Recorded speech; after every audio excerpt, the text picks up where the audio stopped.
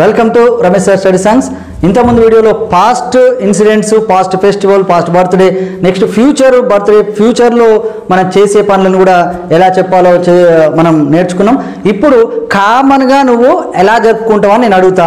How do you celebrate your birthday? నువ్వు birthday ఎలా చేసుకుంటావురా బాబు అని అన్నప్పుడు, మామూలుగా నన్నే ఎవరైనా అడిగినప్పుడు నేను చెప్తే ఐ వేకప్ అంటే మనం ఏమైనా వర్బ్ కామన్ ఫామ్ అంటే సింపుల్ ప్రజెంట్లో చెప్పాలి.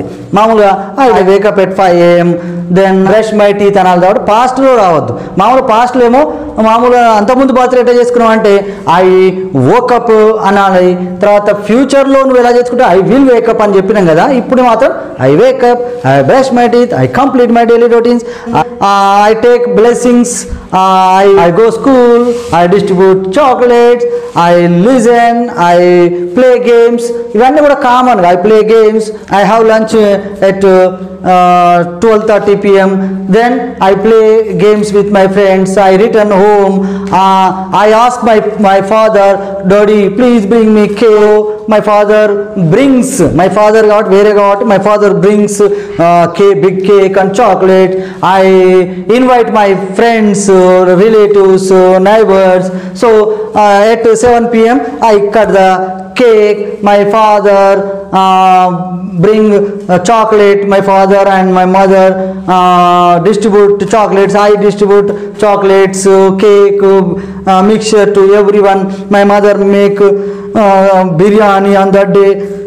I eat biryani with my family members. I watch TV, I watch movies, I play games with my friends.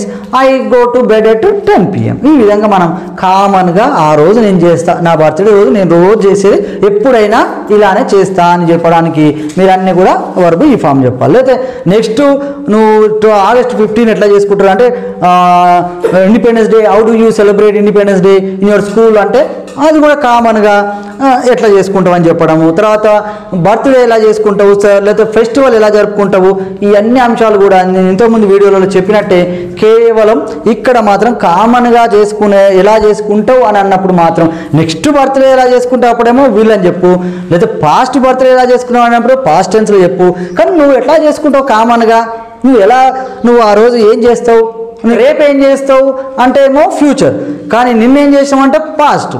కానీ నువ్వు కామన్గా రోజు ఏం చేస్తావు, ఏ పండుగనైనా ఏం చేస్తావు, ఈ పండుగ రోజు నువ్వు ఎలా జరుపుకుంటావు అన్నప్పుడు నువ్వు కామన్గా వర్బు V1 ఫామ్లో చెప్తూ వేరే థర్డ్ పర్సన్ సింగులర్ కానీ వేరే చెప్పినప్పుడు వర్బుకి ఎస్ యాడ్ చేస్తూ మనం కామన్గా చెప్పడం రావాలి. ఇది మీరందరూ కూడా ప్రాక్టీస్ చేయండి. నెక్స్ట్ ఈ విధంగా మీరు ప్రాక్టీస్ అయితే చేయండి.